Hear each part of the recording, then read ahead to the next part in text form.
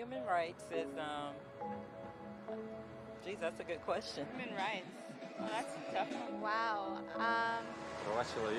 I don't even know how to give that a definition. I would probably have to do a little bit of homework or something. Any right that I think just as a normal, human, The rights that humans have? That's a very large debate. Menneskerettigheder kan betyde mange ting. Tú le puedes preguntar a 20 personas y te van a dar 20 diferentes opiniones. Non saprei, è una domanda complicatissima. We just take them for granted that they're there, but we don't even consider what they are.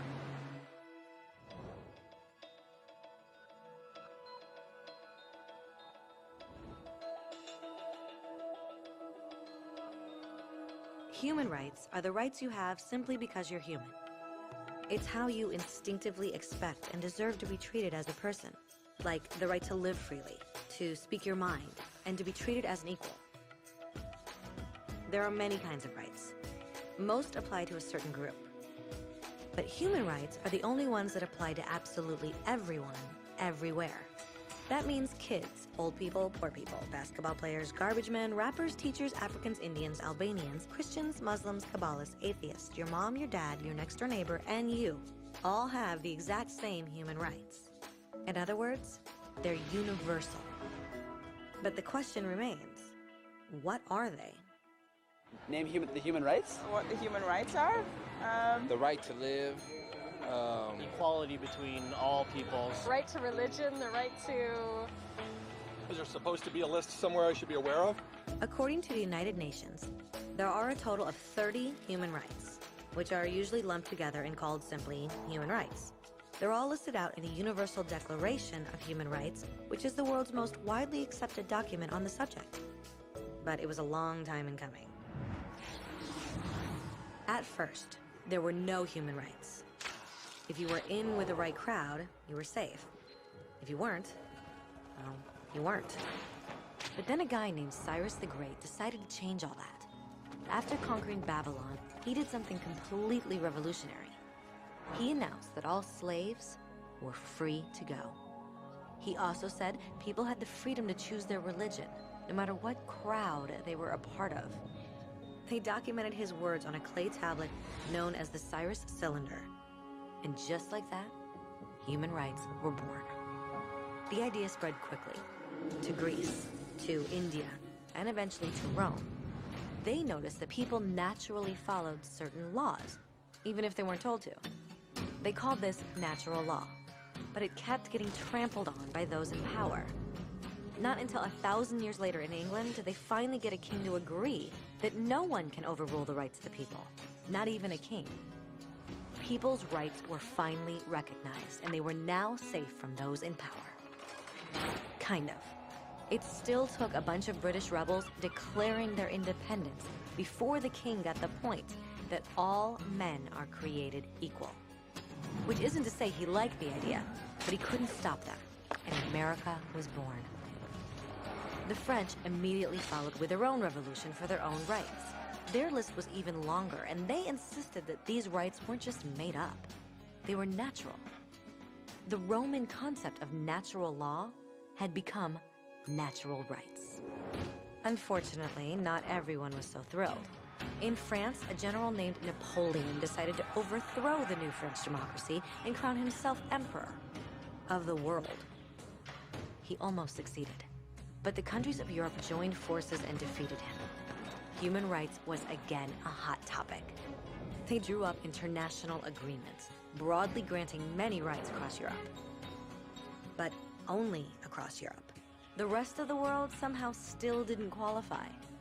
Instead, they got invaded, conquered, and consumed by Europe's massive empires. But then a young lawyer from India decided enough was enough. His name was Mahatma Gandhi, and in the face of violence, he insisted that all people of Earth had rights, not just in Europe. Eventually, even Europeans started to agree. But it wasn't going to be that easy.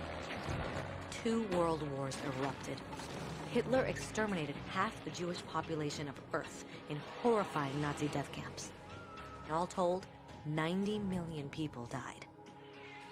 Never had human rights been so terrifyingly close to extinction. and never had the world been more desperate for change. So the countries of Earth banded together and formed the United Nations. Their basic purpose was to reaffirm faith in fundamental human rights, in the dignity and worth of the human person. But what were human rights? Were they the proclamations of Cyrus, the natural laws of Rome, the declarations of France? Everyone seemed to have a slightly different idea of what human rights should be. But under the supervision of Eleanor Roosevelt, they finally agreed on a set of rights that applied to absolutely everyone. The Universal Declaration of Human Rights. The French concept of natural rights had finally become human rights.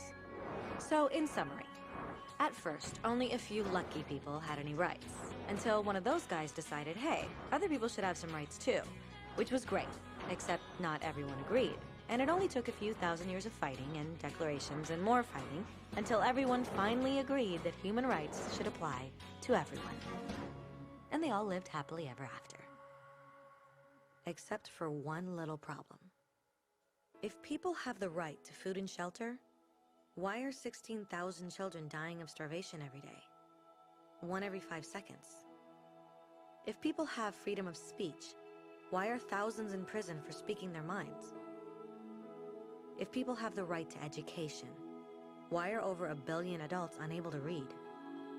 If slavery has truly been abolished, why are 27 million people still enslaved today? More than twice as many as in 1800. The fact is, when it was signed, the Universal Declaration of Human Rights did not have the force of law. It was optional. And despite many more documents, conventions, treaties, and laws, it's still little more than words on a page. So the question is, who will make those words a reality? I have a dream today. When Dr. King marched for racial equality, he was marching for rights that had been guaranteed by the United Nations for almost 2 decades. But still, he marched. When Nelson Mandela stood up for social justice in the 1990s, his country had already agreed to abolish such discrimination for almost 40 years. But still, he fought.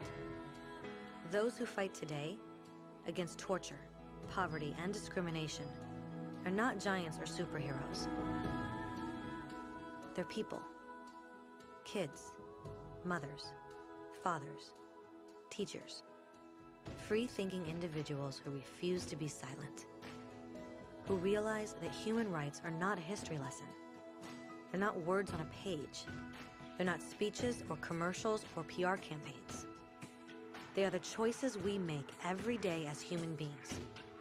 They are the responsibility we all share to respect each other, to help each other, and to protect those in need. As Eleanor Roosevelt said, where, after all, do universal human rights begin? In small places close to home. So close and so small that they cannot be seen on any maps of the world. Yet they are the world of the individual person, the neighborhood he lives in, the school or college he attends, the factory, farm, or office where he works.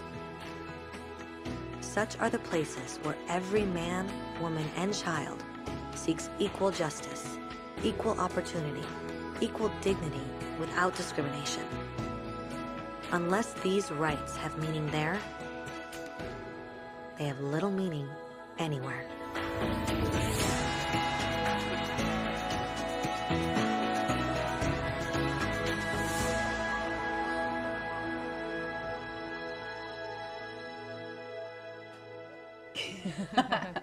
Hi guys, welcome back. This is a new year, January 2019. Oh my goodness. I'm hosting the show today. My name is Alexandra Rogers, and you guys, if you've been watching your show, you know who I am. One of the volunteers here with Youth for Human Rights. And today I have 2 guests. I have Amanda Fletcher and Natalie Green, who both are working on some pretty amazing things, so I wanted to have them on our show. So, Natalie, if you could tell me a little bit, what is this program that you are doing? Sure. So Amanda and I both work at a nonprofit organization called PEN America, which is a national organization that's part of an international organization. Nice. PEN I love International. But PEN America is the largest domestic branch, and we work out of its LA office. And so I manage all of our LA programs. The organization specializes in the intersection between literature and human rights, specifically geared towards the idea of free expression advocacy, whether that's in our literary arts programming or our free expression programming and advocacy. And Amanda will tell you a little bit about what she does. Hi there. So what I do is I manage the Emerging Voices Fellowship, which is a literary mentorship that was conceived in 1996. It grew out of a panel that was hosted at the Downtown Library where they were kind of dealing with the idea that first and second generation writers, mostly at the time Latinx female writers, were having a hard time finding their way through the publishing industry. Getting jobs as paid writers, getting published, people who wanted to hear their stories, finding people who wanted to hear their stories. So PEN America conceived of this literary mentorship to bring writers the tools that they need to launch a professional career. So it has, over the last 23 years, evolved into master classes and hosted author evenings with literary professionals that are local to Los Angeles, writers, editors, publishers, agents, and we feature these writers at 3 public readings in the city, and they get bios, they get author photos, so it's kind of how we find these stories. Everyone's story is important, which it sometimes doesn't feel that way. Right. So we're kind of looking for those stories, people of color, people with disabilities, people that from different socioeconomic backgrounds, trying to figure out a way for them to have their narrative be released on the world, if you will. That sounds great. Mm-hmm. Now, I know this might sound a little naive. Does PEN stand for anything? Is it like, because it's capital letters, P-E-N. Yes. What does it stand for?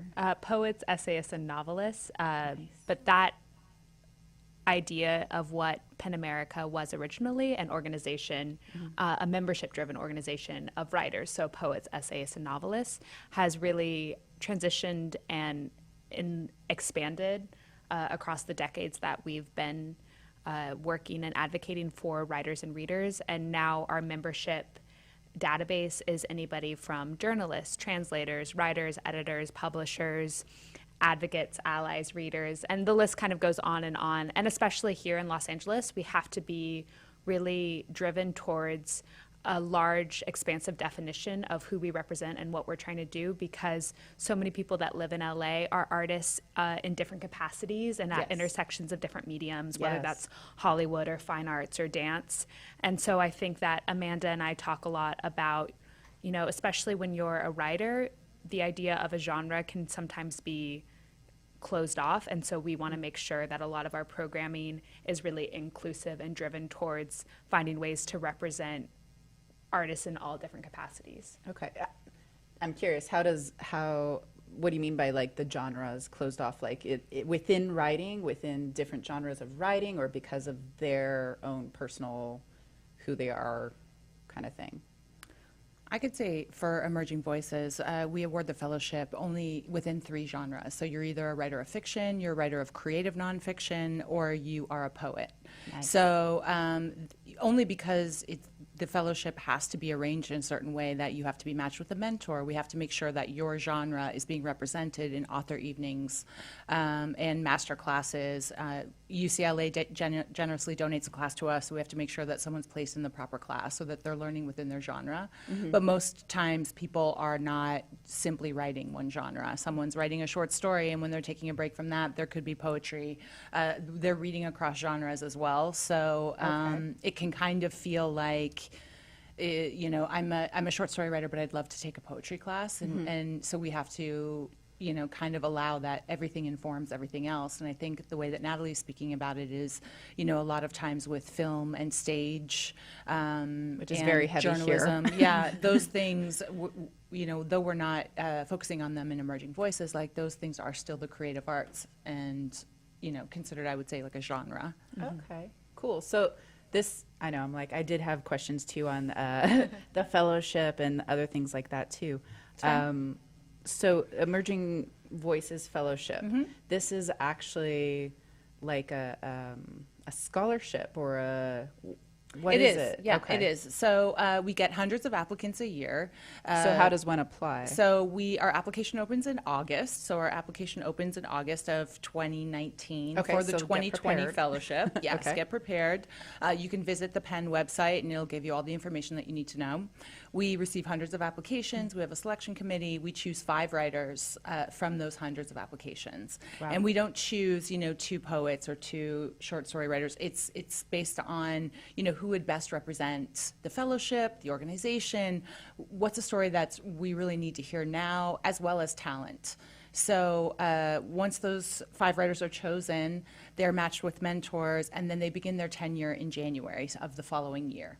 So they're awarded in November. We just awarded our fellows for 2019. We get to meet them, and they start, well, we've met them for interview purposes, but they come in this Saturday, actually, and they get their first author photos taken. They meet as a group. We go over the schedule, and then they're in session until July. So they'll have the welcome party reading is at LACE, Los Angeles Contemporary Exhibitions on Hollywood Boulevard. That's going to be on January 31st. It's a Thursday. Can people attend that? I would love it if people would attend that. Okay, great. It's an amazing event. The gallery also has an emerging curators exhibit that coincides with so this is something that Natalie's talking about, this idea of like crossing genres and crossing mediums.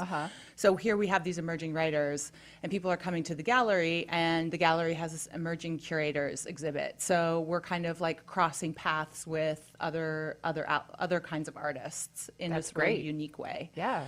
And they're in tenure until July. They have a reading in April. It's going to be at the Virgil. Sorry, what does it mean, like they're in tenure? So they're in session. So it's like a semester. Like imagine it as a semester. And the mentors are within Penn? The mentors America? are, we often choose mentors from within our members. They do end up as members regardless, but oftentimes they need to be in LA because it's really important that they have face time with their fellow. Got it. I think you probably know, or when you're in a meeting and you're one-on-one, even us sitting here in this room, being able to look in each other's faces is different than Skype or seeing it on a screen. Yeah. Which sometimes that's all you have, and that's what you have to do. Sure. You know, so if it's a way for us to kind of expand who we're allowing to come into the fellowship, I just set up a meeting with Dinesh Smith for the poets. So it's an amazing poet. They're going to meet with the fellows second week of January via Google Hangouts. Oh, because Dinesh is, I believe, in Milwaukee. Somewhere far. It's East Coast time. This I do know. So it was the only way that we were able to let them have this like amazing experience. Yes, you make it go right so that it happens. Exactly. So most of the time, like we want people that are in Los Angeles just so that they are. It's community building. It's how do we make these writers feel supported? How do we make sure that people feel their stories are important? Mm-hmm. And when you're going up on a stage and the room is full of 100 people and everyone's just there to see you succeed. I can't imagine a better way to support writers, especially for a profession that's so solitary. Yes, and I met you guys actually at the Penn in the Community, or was it the? It falls under our Penn in the Community sort of umbrella or banner. One of the programs that I manage is an author conversation series that's open and public, and it's kind of It actually was founded out of the Emerging Voices Fellowship. One of the amazing components of the fellowship is these private author evenings. And so the fellows get to meet in the office or at a writer's home one-on-one with local LA literary figures, whether that's an agent or an editor or an award-winning author. And it really runs the gamut. And so this model that we saw the EVs benefiting from so much on this really intimate level, we thought, well, is there a way to bring these conversations to the public to kind of reinvent the format and the wheel and open them up and see if we can build it on a much larger scale with a larger audience? And so originally, my predecessor, our director of literary programs, founded the series out of Chevalier's Books, which is the oldest bookstore, indie bookstore in Los Angeles. Oh, great. And then we moved a couple years ago to the Masonic Lodge at Hollywood Forever. And we've had everybody from Joyce Carol Oates to Roxane Gay to Keanu Reeves. And That sounded like a good moment, a It was good memory there. one. Everyone loved that one. that one was a great one. And another example of kind of this interdisciplinary environment that we can take advantage of in Los Angeles that's really unique. Keanu Reeves, obviously best known as an actor, obviously has his hands in many different pots, and he founded a small arts books publishing house called X Artist Books with a wonderful Los Angeles-based artist named Alexandra Grant. And so the two of them came with an author they had published, Sylvan Oswald, who also, another interdisciplinary figure, is a playwright.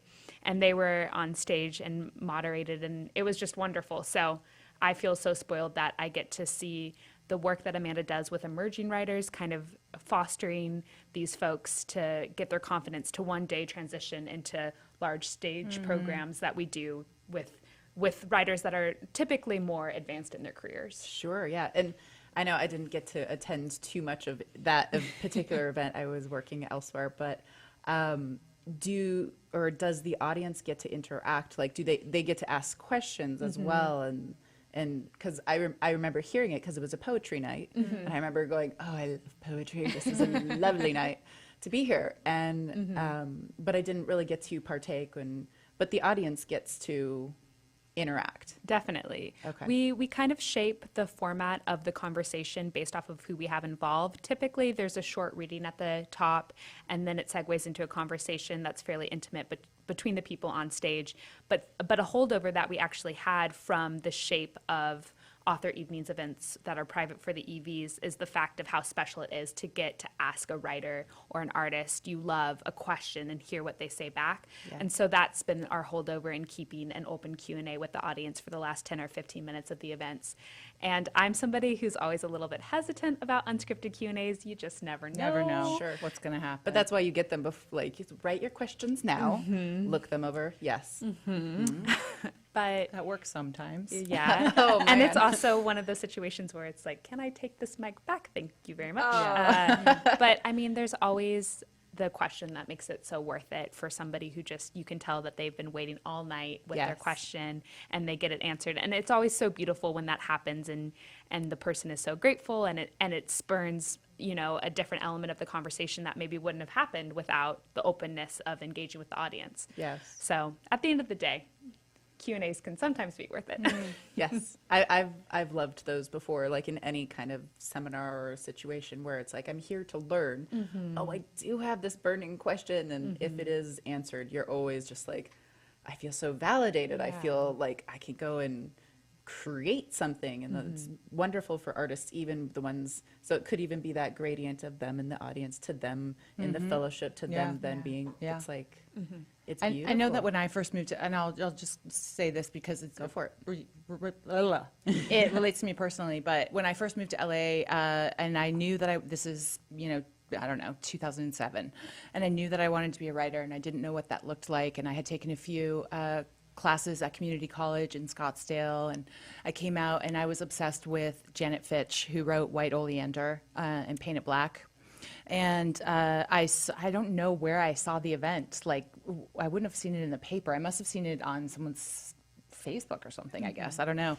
But she was doing a reading at the Canal Club in Venice. So I was able to walk there, and it was Janet Fitch, Les Plesko, who was also teaching at UCLA. It was an amazing writer. And it was just being in the room with these people that, like, it was like being in the room with a celebrity. Like, to me, it was just like I aspired to do the things that she was doing on the page. And she was so lovely, and talked to her after and asked her, like, what do I do now? And she said, you need to get into classes at UCLA Writers Extension Program. And she said, take a class with Les. And I said, well, I write nonfiction. And she probably said, take a class with Samantha Dunn. And it just snowballed into where I am today, which is, I took class after class at UCLA Writers Extension, and I met people, and I applied to the fellowship, and I didn't get it the first time, and I applied again, and it's like, now I'm managing the fellowship, and these people are literally part of my literary community. Sam's son is my godson, and I've been to Janet's house numerous times because she does do an author evening for Emerging Voices. Wow. And if anyone hasn't read White Oleander, you need to read it. Yeah, it's amazing. So too. So that's how you got into PEN America yourself. You applied to a fellowship. I applied to the fellowship. I didn't get it the first time. I applied again. I did end up getting it. I was diagnosed with breast cancer, I think a month before I got the fellowship. So while I was doing the fellowship, I was doing chemo. Wow. And then, once I graduated, per se, my final reading was in July. I just made sure that I was available to the organization whenever they needed something. If they needed someone to open a door for a classroom, if they needed someone to volunteer at our Lit Awards gala, which is, who doesn't want to go to a gala? Right. And I just made sure that I was available. So when the position opened, it was kind of like a natural progression. Wow, that's amazing. Yeah. At first, I was going to be like, yeah, that's great. You don't give up. You didn't get the first time. And then you're saying you battled breast cancer too. Yeah. Okay, yes, you are a powerful woman who does not give up, and I love that. I like to say that I'm a cockroach, that I cannot be killed. Amanda is also currently working on a memoir tentatively titled Halo. Yes, I am. That you all should look out for in the next couple of years. Please do. Yes. That sounds lovely. Yeah. I want it. Okay, great. You can get the first copy. Yeah. Oh, yes. I love reading things. We'll send you an ARC. So when I was researching some more online, there was definitely a big thing of PEN in the community, or as it's PITC, because I kept going, okay, what is this acronym? I'm a stickler acronyms. I want to know what it means. Us too. Yeah. We get flummoxed a lot at work with We do, and then we're the worst and also use them. And then when you say the acronym and it becomes a word as opposed to just saying the letters, you're like, okay, that's not an actual, okay, that's that word. Good. So what kind of community partnership do you work with within that? So PEN in the Community, PITC, was originally an acronym that was wholly suited to Writers in Residence and Guest Speakers program, which was taking place in classrooms. It was actually, originally the acronym was PEN in the Classroom. Oh, okay. And then we broadened that to PEN in the Community once we realized that this workshop model, it's typically an 8 to 12 week workshop where we're going into a classroom with a teaching artist who's also a PEN America member, who's teaching creative writing, and we've also kind of played with that model as the years have progressed to teach, to have themes, to teach different specific topics that relate to kind of the world around us and being engaged with what's going on in the moment.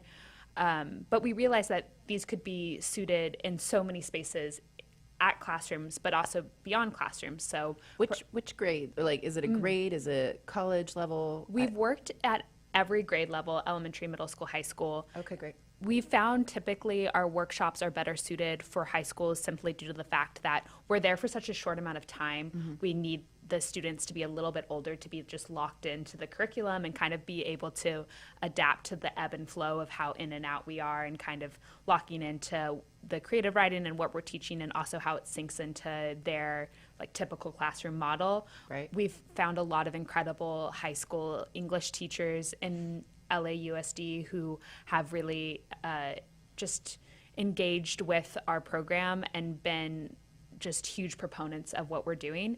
And then when we expanded into the community, we've worked with senior centers, we've worked with cancer support communities, we've worked this year, very exciting, we applied for funding through the California Arts Council and put our first workshop model into a prison at Los Angeles County Prison in Lancaster. How interesting. Yeah, so that's been phenomenal, and it kind of shows how flexible the PEN in the Community model can be, and that's why we kind of took that language around the writer in residence and we're able to apply it to really all of our programming. We have a monthly book club, we have the public conversation series I mentioned, we have our partner and community events, and in a lot of ways all of these are in conversation with Emerging Voices as one of our core programs, in the fact that the basis of all the work we're doing is working with the community in different capacities to just inspire literary arts and free expression, however that's best suited to the people we're working with. That's great. That's awesome. You the monthly book club. Now, is this like everybody can do it? Do you need to sign up to it? Do you just... I encourage RSVPs. Just so we know who's coming. But it's absolutely open to the public. We've had, historically, we've had a split between PEN America members and just LA community readers who have found out about the book club through various means, whether it's been social media or on our website or through our newsletter. And it's wonderful. And we've been so lucky. We're over 2 years old now. And the past 2 years, we've been at the wonderful speakeasy in downtown called the Edison, which I can't say enough good things about. And they were so generous with us and giving us time and space and love. Cookies. And delicious chocolate chip cookies. Okay, that's but we have graduated this year, and we're moving to a new space that's just a little bit more central in the city to hopefully encourage some folks who were intimidated by the drive to downtown, called the Blue Elephant Cafe, which is just an arts hub and wonderful and also very encouraging. So we have our first club the last Wednesday of this month on January 30th. What book are you guys reading? 7 to 9. Fruit of the Drunken Tree by Ingrid Rojas Contreras.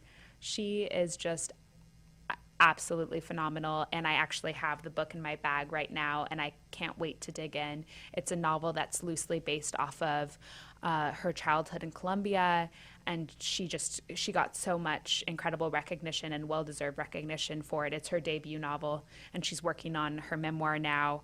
And we're lucky to also be having her join us for an event we have on the 22nd of this month. Oh, January, here we go. We have started the new year, yes. Which is called New Year, New Books. And it's the first year we're doing this event in LA. It's historically been out of our New York office, and it will be this year as well, but LA will be joining the fold for it. And it's really just to toast off the new year. We have some great authors who are joining us, and PEN America members, and the general public are more than welcome. And it's just drinks and books and food, all my favorite things. All your favorite things. That sounds lovely. I know my sister and my mother will probably both want to go because they devour books. Yeah. That's exciting. It is. Like, I'm the slow reader in the family, but still fairly fast in comparison to a lot of other people. But yeah, my mom will devour like a 500-page book in like 2 days before she's reading before she goes to sleep, kind of thing. Right. It's like, so does she remember? This is a question I have because I do not. Does she remember when she closes that back cover? Like, can she have a conversation about it, or is she just on to the next one? No, she can have a conversation about it. Definitely. Terrible That's how my about mom that. is too. Yeah. She's one of those that, like, if it's a series that has 10 plus books in the series, that's what she likes, because then she can live in the world longer. I'm like, right. For me, I just need one book that if it's 300 to 500 pages, I will live in that world for a month, because sometimes it takes me that long just because I'm so busy. But for her, it's like if it's a multiple book series, and then she can tell you about it, like the actions and the things and the characters. It's way over my head. Right. But her and my sister definitely inherited that. And even my niece, who's now very much an avid reader, I'm like, okay, it went that way. Yeah. I'm trying to catch up. Yeah. But I love books, so it's like, and I've seen my mom, like you were talking about some authors being celebrity-like. It's like, yes. I've seen my mom act like a little 15-year-old is going to get an autograph from this celebrity who's an author, and I'm just like, oh yeah, we have a bunch of her books on our shelf, and I'm like, I have no idea, I haven't read them yet, kind of, when I was younger. And my mom is just so cute, I love her to bits.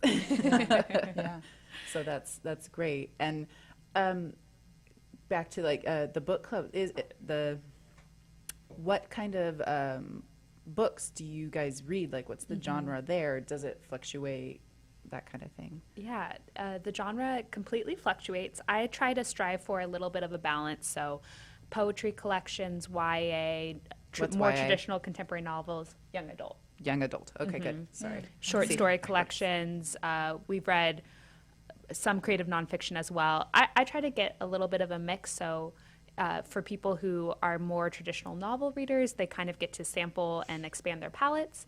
And then for people who just like a little bit of everything, they kind of get a taste of it all. But all the books kind of go back to our model. We want to amplify diverse voices and stories, so I make sure that along with making sure that we're reading different genres, we're also reading different kinds of stories from different kinds of authors. I definitely have been trying to pay attention to what's also getting buzz around it. I want to make sure that we're reading books of high caliber so nobody gets too stuck in the mud. Sure. No offense to books that are mud. I'm sure you all have a place, but perhaps just not for our book club. And this year I'm also trying to pair up the books a little bit more with the public programming we're doing nationwide, so that kind of everything is connecting. I think that's something that is one of PEN America's big focus as we're launching into being almost 50 years old, being almost 100 years old. Yeah, I was like the 50. latter. 100. I'm so sorry. Yes. 100. It's like 50's wrong. We're way past 2019 now. AARP standards. As we're approaching 100 years old, we want to make sure that everything we're doing makes sense and it is in conversation with each other. And so that's something I'm thinking about with not only my programming, but also just with the writers we're interacting with and the books we're reading. Yeah, same. That's great. Yeah. That's great. Now, I have a question because I know the audience that listens to this is all over the world. Just so to start from, okay, America, okay, we're in California, you have offices in New York. Are there other places, say, within the U.S., if there are people who want to write and who want to get in on this, how might they do that? Definitely. So just actually the past couple of years, we've launched a program called PEN Across America, where we're really trying to do just that. We realize that we have limitations as a nationwide organization that only has offices in LA, DC, and New York as of now. Well, it's like either side of the country, so. Yeah. But yes, continue. But we realize that there are so many states in between that aren't getting the same amount of attention and love, and we want to change that. So we have an entire team devoted to traveling across the country and engaging with members that we have members in different states that have been members for 50 plus years, and this is the first time they're talking to us face to face, and that's a real game changer, and we're really excited about it. We've launched something called the Press Freedom Incentive Fund, where members are able to apply for small mini grants to launch their own literary arts free expression programming. Incentive Fund. Okay. Good. To basically launch their own programming in their cities to kind of start filling some of these gaps that we have across the states that we want that's to great. reach. Yes, definitely get them involved. It's like, you want it? Yes, we'll work with you. Awesome. And Emerging Voices has always been a national fellowship. The challenge that we've had with that is that historically we've only been able to offer a $1,000 stipend.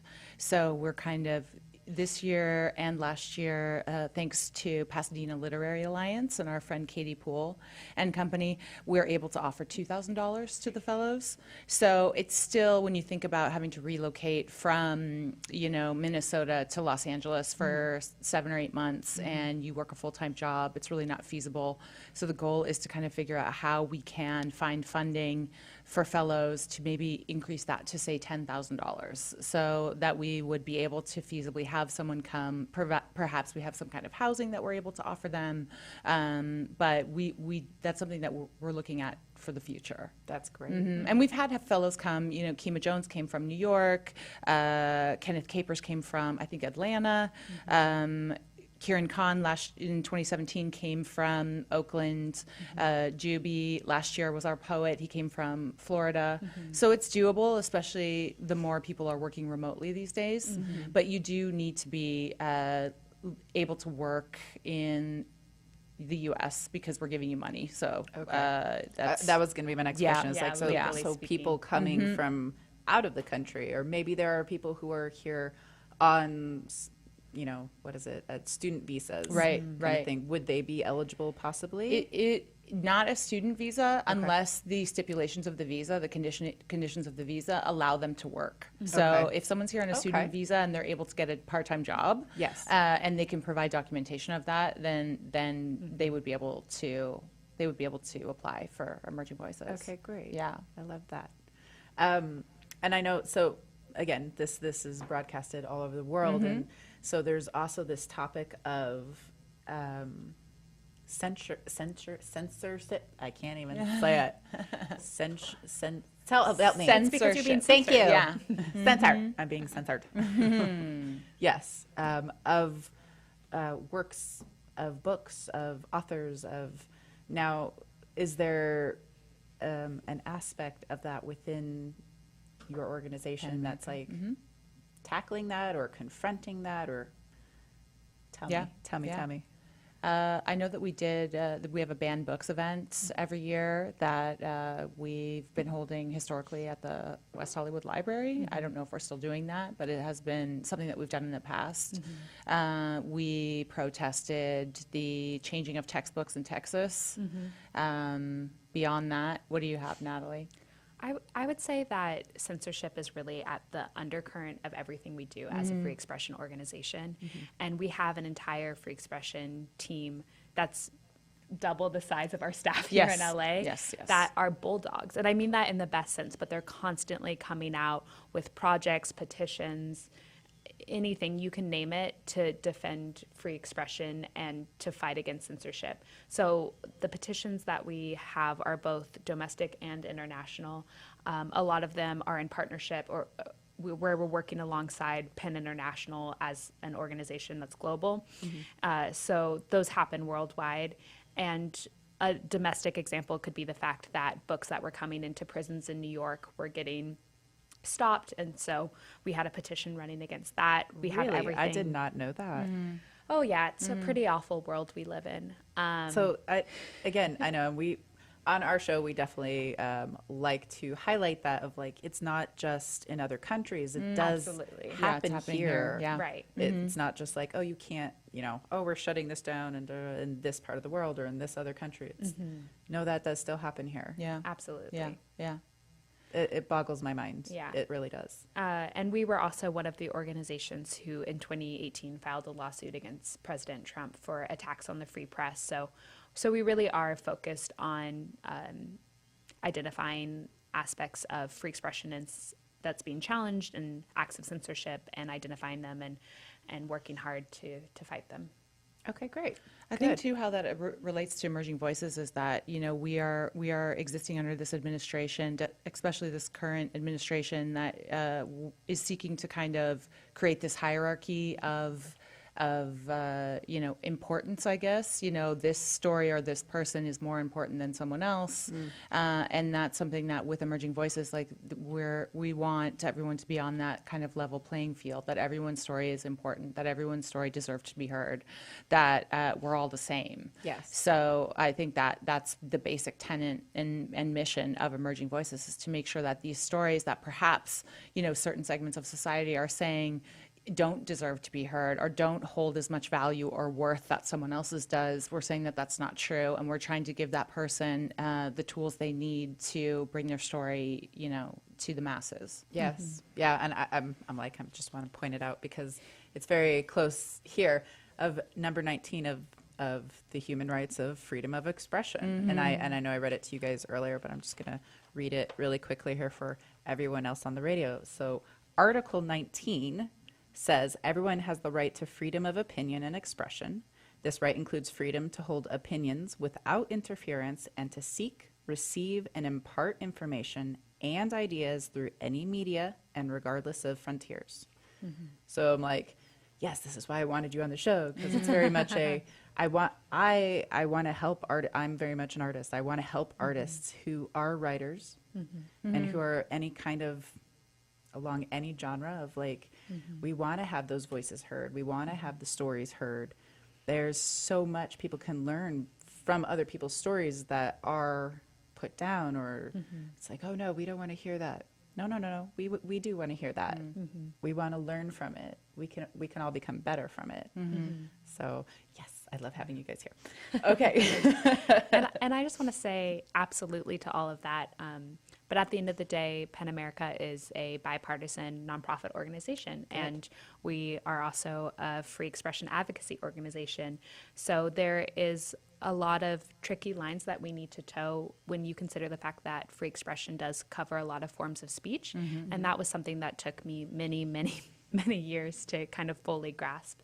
And I think that's just kind of important when we think about youth and understanding free expression, that a lot of forms of speech that we hear every day now in the news and media are perfectly legal. And kind of being able to digest that and kind of understanding what your personal preferences are based off of where the law may fall, but based off of how you're feeling about something. You can still feel a certain way about something, and it can be perfectly legal and protected by free speech. Absolutely. I know, I'm like, so it's freedom of speech, and what was the other one that I had sitting right there? Freedom of thought. Yes, 18 is freedom of thought. It's one thing I love about like the human rights all the articles, they all actually relate to each other. And there's like 3 or 4 of them that go along with this: freedom of thought, freedom of expression, you know, the right to be heard. I had a fair and free world. It's like all of these, you have that right as a human. So we're just trying to advocate for it. Do it. So I know, Amanda, I had a question of how does one become eligible for the fellowship? Real quick, if anybody's interested. Emerging Voices is for people that don't have advanced degrees in creative writing. So if you are able to go and get an MFA, as a Master of Fine Arts in Creative Writing at a learned institution, then that's wonderful, and I'm jealous of you because I would love to go away for 2 years and come back and been at school all that time eating cafeteria food. But it's not in everyone's grasp for whatever reason. Perhaps you have a family, perhaps, you know, a lot of times first and second generation immigrant families tell you that you should go into law or medicine, or, you know, there's a very limited idea. Like, we want you to make more money. To make money. These are those fields. Well, you're also understanding that like your parents sacrificed so much for you. To you know, bring you to America, to give you all these opportunities, and then to say, well, I'm going to be a poet, is kind of difficult. It's kind of difficult for them to wrap their minds around, and it's also kind of difficult to justify when you know what your parents have gone through, what your family's gone through. So as long as you don't have an advanced degree in creative writing, you can relocate to Los Angeles for the duration of the fellowship, which is basically the beginning of January to the end of July of whatever year you're accepted. Like we said, you have to be able to work. You have to provide documentation that you're able to work within the U.S. so that we can give you that paper, that money. Good. And beyond that, you definitely need to be 21. Okay. We have an event that's at a bar, so you need to be able to. You have to be able to get into the bar. You also can't be a full-time student. This is a really demanding fellowship. Sometimes we have 5 or 6 events happening, you know, maybe even in a week. Wow. So if you're already a full-time student, you're busy already, and your mental capacity is probably pretty much full up, I would say. I remember being there and having that situation. Definitely, it's like, you want me to do what else? Yeah. And people ask me, are you able to hold a full-time job? Absolutely. People do it. We also have had people that have taken leaves of absence.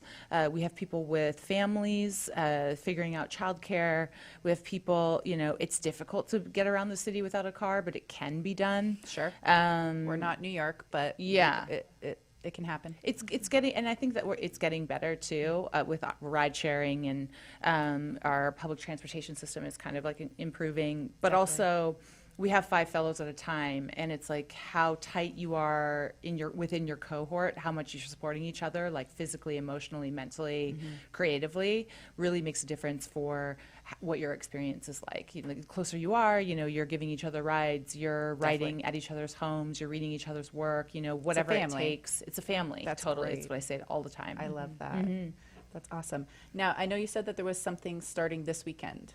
What is happening this weekend? So we've just chosen our fellows, well, not just, but we've chosen our fellows for 2019. So we have TK Lay, we have Anthony Huang, we have Fajr Kanza, we have Judy Choi, and we have Dare Williams. This year we have 2 poets, and we have 2 short story writers and a novelist. Wow. Those are our genres. They can do other things. I'm fine with that. Just after EV is over. Okay, guys? Got it. So what they do is they're coming in for orientation on Saturday. So they're going to meet with our professional photographer. So they will end up with, we will have photos for our website and for our promotional materials, but they'll also have them for their own.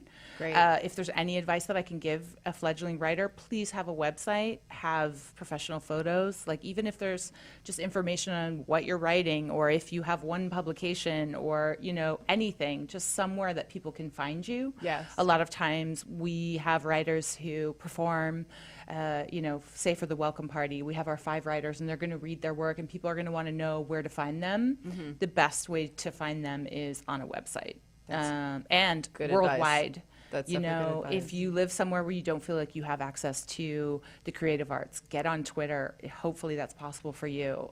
You know, find people in your community that you can write with.